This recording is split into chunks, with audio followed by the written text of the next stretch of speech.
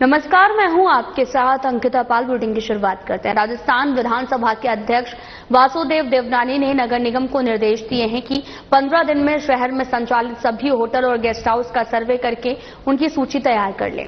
साथ ही उन्होंने अधिकारियों से भी पूछा कि कितनी होटल स्वीकृत मानचित्र के अनुसार बनी है और कितनों के पास में फायर एनओसी है और कितने होटल स्वीकृत विद्युत लोड पर चल रहे हैं। देवनानी ने यह भी कहा कि बिना स्वीकृति के चलने वाले होटल और गेस्ट हाउस को तुरंत सीज किया जाए। वे होटल और गेस्ट हाउस की सुरक्षा, फायर फाइटिंग सिस्टम और बिजली पानी कनेक्शंस को भी जांच करेंगे। बैठक के बाद में देवनानी ने डिग्गी बाजार स्थित होटल नाज में हुए अग्निकांड स्थल का भी निरीक्षण किया और अधिकारियों को सुरक्षा उपायों को सख्त करने के निर्देश दिए हैं। उन्होंने मलबे को हटाने और सफाई कार्य कराने का भी आदेश दिया है।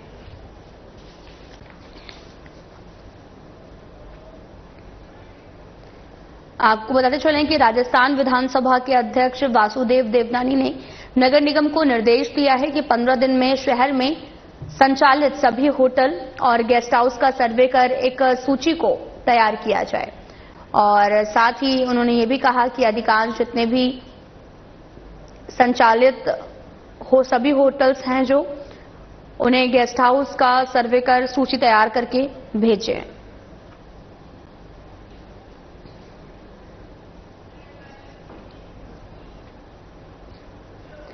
तो वहीं राजस्थान विधानसभा के नेता प्रतिपक्ष टीकाराम जूली ने जयपुर में हजारों पेड़ों और पक्षियों के अस्तित्व को बचाने के लिए सरकार से अपील की है। उन्होंने कहा कि ढोल का बाढ़ क्षेत्र में सरकार द्वारा किए जा रहे निर्माण कार्य के कारण हजारों पेड़ और लाखों पक्षी जो हैं वो उजाड़े जाएंगे।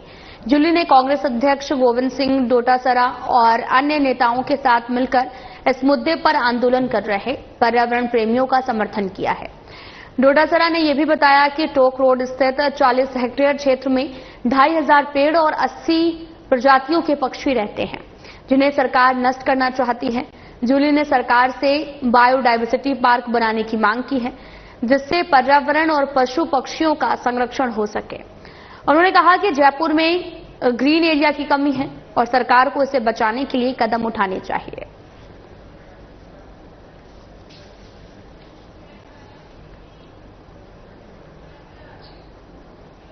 बीजेपी के वरिष्ठ नेता और पूर्व नेता प्रतिपक्ष राजेंद्र राठौर ने मुख्यमंत्री अशोक गहलोत के बयानों पर कड़ी प्रतिक्रिया व्यक्त की है।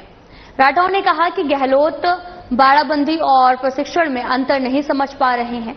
उन्होंने गहलोत के पूर्व में सरकार गिराने के प्रयासों का उल्लेख करते हुए कहा कि कहीं पर निगाहें, कहीं पर निशाना।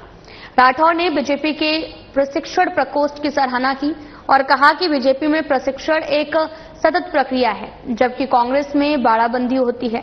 उन्होंने मुख्यमंत्री भजनलाल शर्मा की नीतियों की सराहना करते हुए कहा कि उनके नेतृत्व में बिजली और पानी की कोई समस्या नहीं हो रही है। राठौर ने राहुल गांधी के विदेश यात्रा को लेकर भी तंज कसा, कांग्रेस नेताओं पर सवाल उठाए। प्रेस वार्ता में पूर्व केंद्रीय मंत्री कैलाश चौधरी और अन्य बीजेपी नेता भी उपस्थित रहे।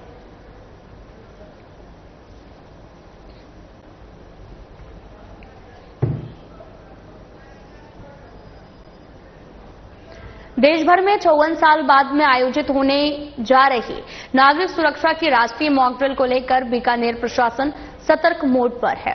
जिला कलेक्टर नम्रता बेड़ी और साथ ही पुलिस अधीक्षक काविंद सिंह सागर ने सोमवार को आपदा प्रबंधन विभाग पहुंचकर तैयारियों का भी जायजा लिया। उन्होंने मॉक ड्रिल से जुड़ी व्यवस्थाओं को भी देखा, अधिकारियों को दिशा निर्देश दिए हैं। कलेक्टर ने कहा कि जिला प्रशासन पूरी तरीके से अलर्ट है। मॉक ड्रिल के लिए व्यापक स्तर पर तैयारियां कर ली गई हैं। मौके पर एडीएम सिटी रमेश देव भी मौजूद रहे। अधिकारियों ने संसाधनों की उपलब्धता की भी जानकारी ली है। जिस हिसाब से निर्देश प्राप्त होंगे उस हिसाब से तैयारी कर ली जाएगी। वैसे हमारी सभी जो फैसिलिटीज हैं वो अलर्ट मोड में है।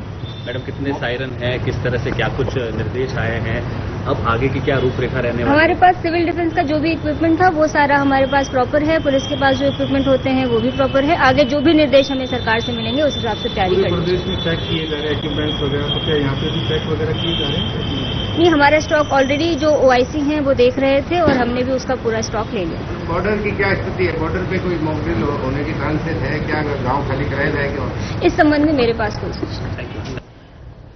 मुख्य सचिव सुधांश पंत ने rising Rajasthan global investment summit 2024 के दौरान हस्ताक्षरित 100 से भी 1000 करोड़ रुपए के एमओयू की समीक्षा बैठक की अध्यक्षता की है। उन्होंने निवेश प्रस्तावों की प्रगति, भूमि पूजन, क्रियान्वयन की भी दिशा में हो रहे प्रयासों की सराहना की। ये बैठक मुख्यमंत्री भजनलाल शर्मा के मार्गदर्शन में तैयार त्रिस्तरीय निगरानी प्रणाली का हिस्सा थी। पंत ने भूमि आवंटन में पारदर्शिता और वास्तविक आवश्यकता पर बल देते हुए कहा कि निवेशकों को शीघ्र समाधान उपलब्ध कराया जाए और साथ ही रीको की डायरेक्टर लैंड अलॉटमेंट पॉलिसी के भी तहत 15 मई से भूमि आवंटन शुरू होगा। बैठक में कई विभागों के वरिष्ठ अधिकारी उपस्थित रहे। दिसंबर 2024 में आयोजित समिट में रिकॉर्ड 35 लाख करोड़ रुपए के निवेश प्रस्ताव प्राप्त हुए हैं, जो राजस्थान के औद्योगिक विकास की दिशा में ऐतिहासिक उपलब्धि है।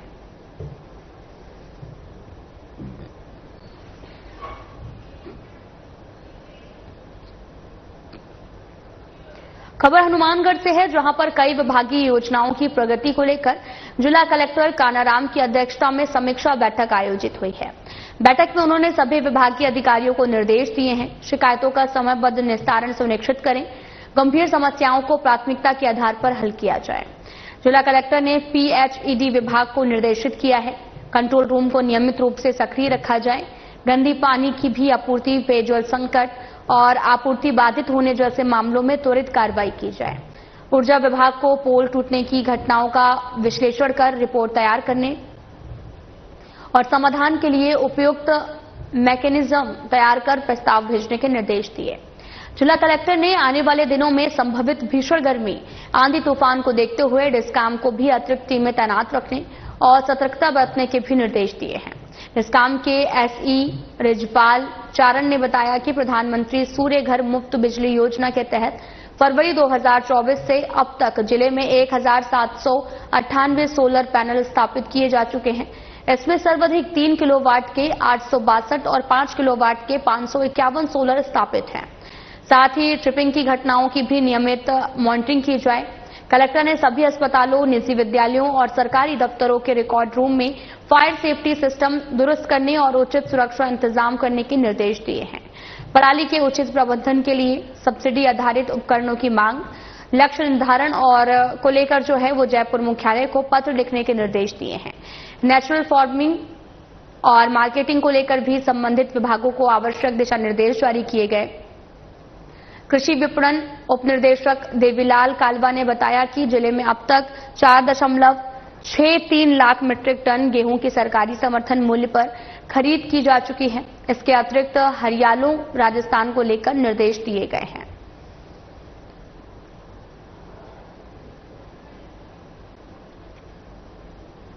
आपको बताते चलें कि ये पूरा मामला हनुमानगढ़ से सामने आया, जहां पर विभागीय योजनाओं की प्रगति को लेकर तमाम तरह के निर्देश दिए गए हैं। जिला कलेक्टर ने विभागों की समीक्षा भी ली है और गर्मी और अधड़ को लेकर भी दिशा निर्देश जारी किए गए हैं।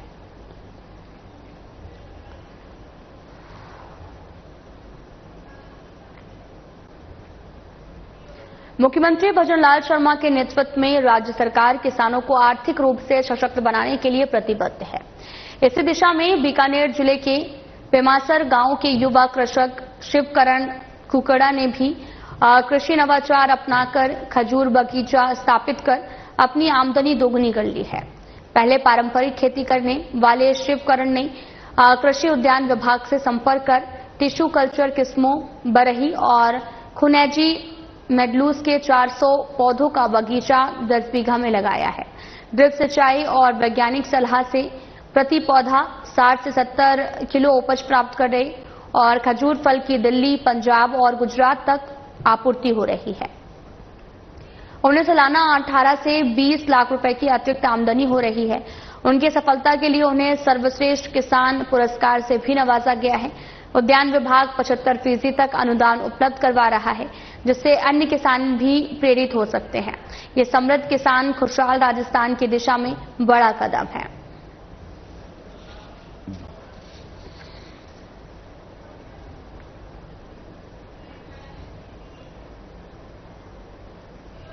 खबर हनुमानगढ़ से है, जहां पर गोगामेड़ी गांव के राजकीय विद्यालय के सामने रेडकोर की मेगा हाईवे सड़क थोड़ी सी बरसात में ही तालाब बन गई है।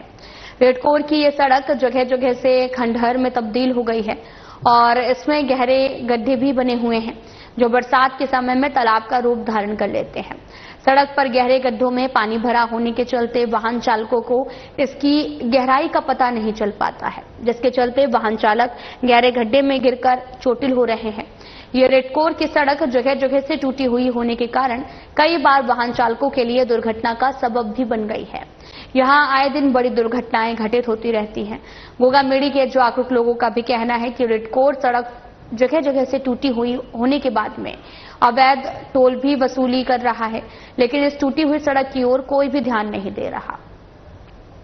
ग्रामीणों ने बताया कि इस संबंध में रेडकोर के उच्च अधिकारियों को कई बार अवगत भी कराया गया है, लेकिन रेडकोर इस टूटी हुई सड़क की ओर कोई भी ध्यान नहीं दे रहा। टूटी सड़क का शीघ्र निर्माण नहीं करवाए जाने पर ग्रामीणों ने आंदोलन की चेतावनी दी है।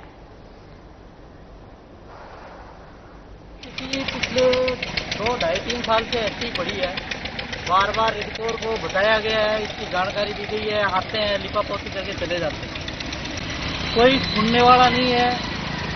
दिल्ली टोल की दरें बढ़ा रहे हैं, पैसे बढ़ा रहे हैं, अवैध टोल चला रहे हैं, लेकिन इस पे गौर करने वाला कोई नहीं है। मतलब यहाँ गड्ढों की स्थिति ये है कि 5-7 दिन पहले एक स्कॉर्पियो आई यहाँ से, ऐसे गड्ढे में गिरी, यहाँ से वैसे घूम के वापस मुंह हो गया उसका। ये स्थिति है यहाँ की। रेडकोर में कोई सुनने वाला नहीं है, लूट की दुकान है, बैठकर लूट कर रहे हैं। पैसे के अलावा इनको कोई मतलब नहीं है, कोई लेना देना नहीं है। कोई आमजन मरे, कोई आमजन परेशान हो, इनसे इनको कोई लेना देना नहीं है। देखिए ये जो रोड है, टोल वाले रोड टोल वसूल करते हैं, बार बार आरोप कराने के बाद भी आज तक कोई सुध नहीं ली। कई बार उनको वो भी बंद करवा दिया है। वो बोलते हैं कि हम आगे रिपोर्ट बना के भेज दी है, अभी तक कोई इसकी समाधान नहीं हुआ है। एक बार पेच वर्क किया था, लेकिन दूसरे दिन वो पेच वर्क उखड़ गया है। और जल्दी से जल्दी इस रोड का समाधान करें, नहीं करते हैं तो आंदोलन करेंगे, टोल बंद करेंगे। कितने समय से ये समझा रही है? ये कम से कम 2 साल हो गए। बार बार कहते हैं, जो आगे आगे टाल देते हैं, कभी उससे बात करो, कभी उससे बात करो, लेकिन कोई स्थायी समाधान नहीं है।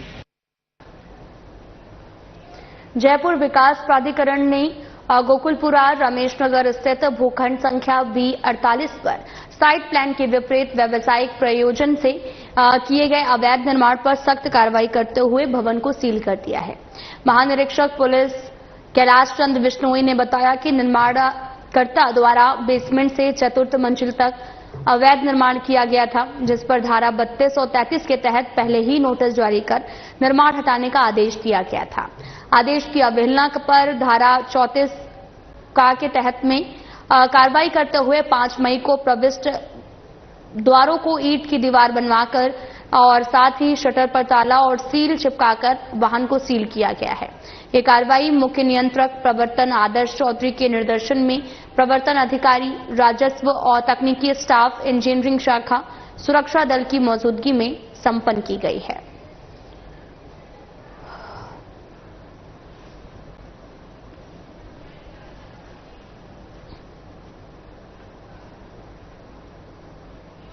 थाना सदर पुलिस ने एक निजी चैनल के रिपोर्टर और कैमरामैन पर पत्थरबाजी के मामले में 3 आरोपियों को गिरफ्तार किया है। पुलिस अधीक्षक ऋचा तोमर ने बताया कि 28 अप्रैल को निजी चैनल के संवाददाता और कैमरामैन से नाहर सिंघी के बीच में वन भूमि पर हो रहे अवैध खनन की रिपोर्टिंग कर रहे थे। उसी दौरान अज्ञात बदमाशों ने उन पर पत्थरबाजी कर गालियां दी, जिससे वे मौके से भाग निकले। मामले की गंभीरता को देखते हुए एसपी ने एक विशेष टीम को गठित किया। अतिरिक्त पुलिस अधीक्षक चिरंजी लाल मीणा और सीओ हर्षराज सिंह खरेड़ा और एसएचओ रामस्वरूप राठौर के निर्देशन में कार्रवाई करते हुए टीम ने तकनीकी और खुफिया सूचना के आधार पर 3 आरोपी चंदू जाट, नरेंद्र केवट और ललित केवट को गिरफ्तार किया है और आरोपियों को जल्द न्यायालय में पेश किया जाएगा। मामला बीएनएस की कई धाराओं में दर्ज किया गया है।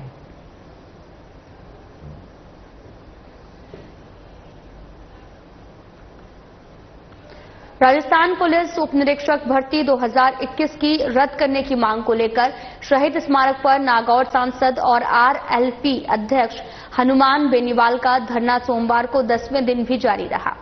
धरने में बड़ी संख्या में महिलाओं की भागीदारी रही और बेनीवाल ने यह भी कहा कि अब मातृशक्ति भी युवाओं के साथ खड़ी है। उन्होंने बताया कि यदि सरकार ने समय रहते भर्ती रद्द नहीं की तो आंदोलन और तेज भी किया जाएगा। बेनीवाल ने यह भी कहा कि हाईकोर्ट द्वारा सरकार को 15 मई तक निर्णय लेने की अंतिम चेतावनी ये साबित करती है कि सरकार न्यायालय का समय नष्ट कर रही है, जबकि एसओजी पुलिस मुख्यालय और एएजी भर्ती को रद्द करने की अनुशंसा कर चुके हैं। और इस बीच दुग्ध उत्पादकों ने बेनीवाल को ज्ञापन सौंपकर मुख्यमंत्री दुग्ध उत्पादक संबल योजना की अनुदान राशि नियमित दिलाने की मांग की है। सांसद ने इस मुद्दे पर मुख्यमंत्री को सोशल मीडिया पोस्ट के जरिए त्वरित कार्रवाई की मांग की है।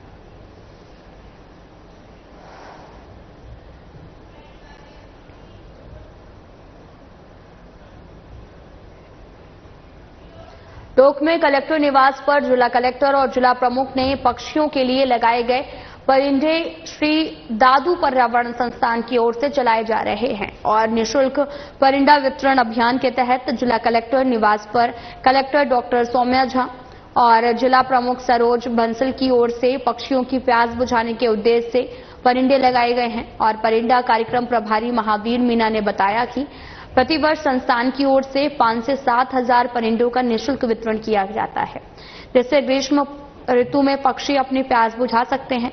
इस अभियान के तहत इस साल निःशुल्क मिट्टी के घोंसलों का भी वितरण किया गया है, जिसमें गौरैया चिड़िया के आवास की कमी के कारण शहरों में वितरण किए गए ताकि गौरैया अपना प्रजनन आसानी से कर सके।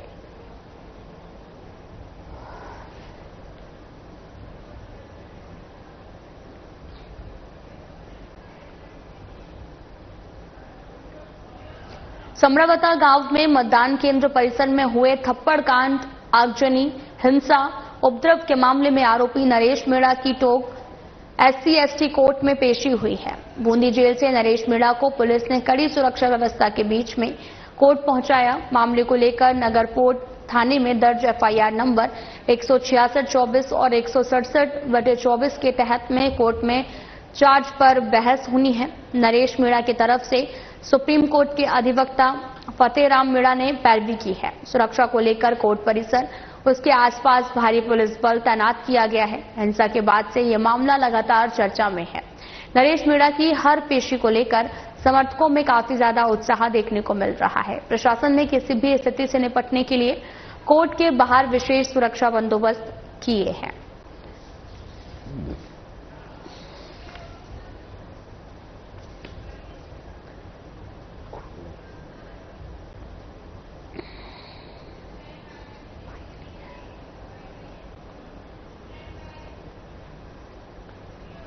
खबर टोंक से है, जहां पर अवैध मादक पदार्थों की तस्करी के खिलाफ महंदवास थाना पुलिस ने ताबड़तोड़ कार्रवाई की है और पुलिस ने 112.05 ग्राम अवैध स्मैक के साथ 2 आरोपियों को गिरफ्तार किया है, जिसमें टोडराय सिंह के मोर निवासी आरोपी राजेश सांसी और झालावाड़ के इकलेरा निवासी मोहनलाल तंवर का नाम शामिल है। वहीं पुलिस ने आरोपियों की कार और उनके कब्जे से इलेक्ट्रॉनिक कांटा भी बरामद किया है। SP विकास सागवान के निर्देश पर महंदवास थाना अधिकारी ओम प्रकाश चौधरी ने भी ये कार्रवाई की है।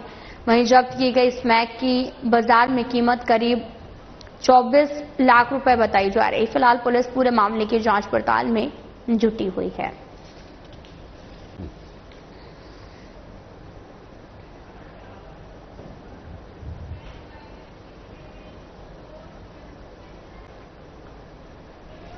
Anti gangster task force police मुख्यालय की टीम की सूचना पर प्रतापगढ़ जिले की छोटी सादड़ी थाना पुलिस ने नाकाबंदी में जयपुर नंबर के एक ट्रक कंटेनर को रुकवाकर 785 किलो अफीम डोडा चूरा जब्त कर आरोपी तस्कर रामलाल जाट को गिरफ्तार किया है।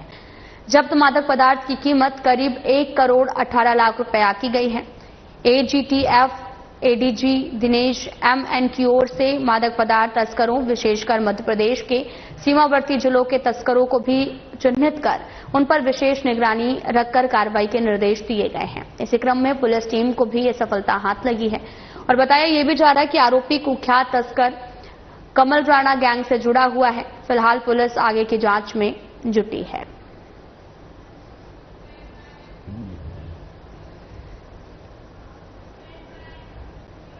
आशापुरा बिल्डकॉन ने अपने 38वें प्रोजेक्ट के लॉन्च के अवसर पर एक प्रेस वार्ता का आयोजन किया, जिसमें कंपनी ने आगामी एनआरआई बंगलो टाउनशिप की विस्तृत जानकारी को साझा किया है।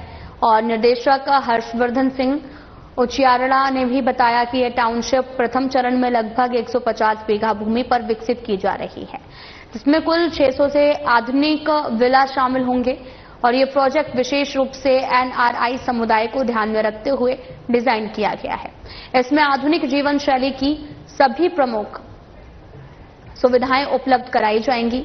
हर्षवर्धन सिंह ने यह भी कहा कि ये प्रोजेक्ट उन डेवलपर्स के लिए है जो एक प्रेरणा है और रियल एस्टेट में नवाचार का दावा करते हैं। प्रेस वार्ता में रियल एस्टेट जगत के कई प्रतिनिधि और मीडिया से जुड़ी हस्तियां मौजूद रहे। ये टाउनशिप जोधपुर के रियल एस्टेट विकास को एक नई दिशा को देने की ओर अग्रसर है।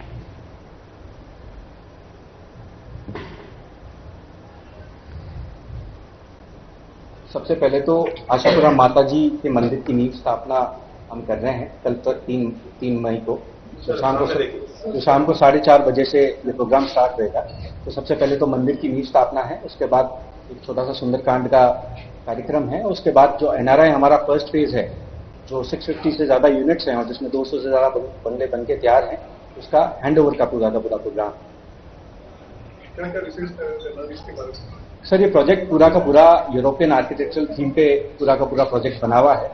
जो आज उसके ट्यून देखें तो ये प्रोजेक्ट 250 एकड़ से भी ज्यादा का बड़ा प्रोजेक्ट है पूरा का पूरा। इसके अंदर सारी जो अमेनिटीज, सबसे पहले तो मैं सिक्योरिटी की बात करूंगा, तो सारी जो सिक्योरिटी अवेलेबल है, जो 3 टायर सिक्योरिटी जिसको अपन बोलते हैं, वो सारी सिक्योरिटी इसमें अवेलेबल है।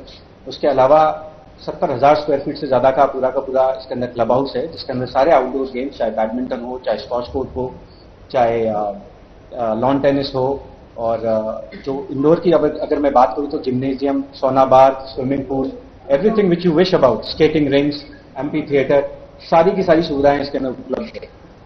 अभी मौखिक रूप पे 5 से ज्यादा थीम बेस्ड गार्डन्स बन के तैयार हो चुके हैं।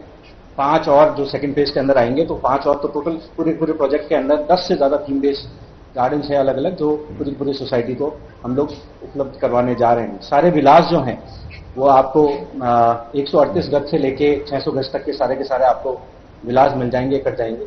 और सबसे अच्छी बात है कि प्रोजेक्ट के डेवलपमेंट की अगर मैं बात करूं तो हर कोई डेवलपमेंट जो एक आदमी देखना चाहता है अपने लाइफस्टाइल में, वो हर तरीके का डेवलपमेंट हमने किया है विदाउट एनी कॉम्प्रोमाइज। पुरानी जो चीजें हुई हैं उनसे भी बेटर और कैसे कर सकें, एक आयाम स्थापित कैसे कर सके कि ये मिनिमम स्टैंडर्ड होना चाहिए कॉलोनी का, उस दर्जे को हमने दिमाग में रख के इसको पूरा का पूरा इस प्रोजेक्ट को हमने तैयार किया। श्री कोयलायत विधानसभा क्षेत्र की ग्राम पंचायतों और पंचायत समिति के पुनर्गठन में विसंगतियों को लेकर पूर्व मंत्री भंवर सिंह भाटी ने आपत्ति दर्ज करवाने का निर्णय लिया है। भाटी अपने समर्थकों के साथ में जिला कलेक्टर को ज्ञापन देने जाएंगे। भाटी ने बताया कि कोयलायत क्षेत्र के कई गांवों की ग्राम पंचायतों को पंचायत समिति से दूर कर पुनर्गठन किया गया, जिससे ग्रामीणों को परेशानियों का सामना भी करना पड़ा है। इस मुद्दे पर कोयलायत तहसील की ग्राम पंचायतों के लोग भंवर सिंह भाटी के नेतृत्व में बिश्नोई धर्मशाला से नारेबाजी करते हुए रैली के रूप में कलेक्ट्रेट पहुंचे। प्रदर्शनकारियों ने तख्तियों पर अपनी कई मांगे लिखी थी और पुनर्गठन में सुधार की मांग की है और भाटी ने जिला कलेक्टर से इस मुद्दे को सही करने का आग्रह किया है।